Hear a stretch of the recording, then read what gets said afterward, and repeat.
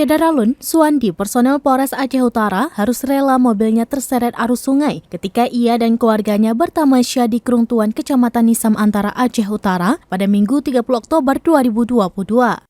Kapolres Loksmawe AKBP Hengki Ismanto SIK melalui Kasub Sektor Nisam Antara, Ibda Wahyudi Esos mengatakan pada saat itu Suwandi memarkirkan mobilnya di pinggir aliran sungai Kerungtuan.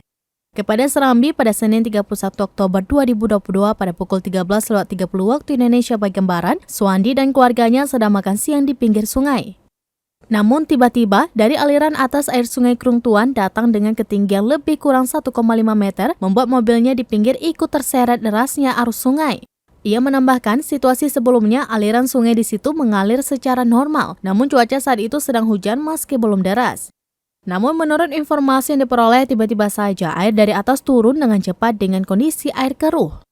Tidak ada korban jiwa dalam peristiwa tersebut, namun satu unit mobil penumpang berwarna putih rusak berat.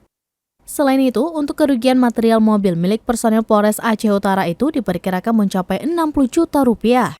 Saat ini potensi hujan masih terus terjadi di kawasan tersebut dan hal ini tidak menutup kemungkinan datangnya air kiriman dari daerah ketinggian.